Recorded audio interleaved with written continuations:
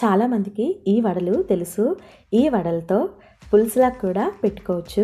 ఇది ఎంతమందికి తెలుసో కమెంట్ సెక్షన్లోని చెప్పండి.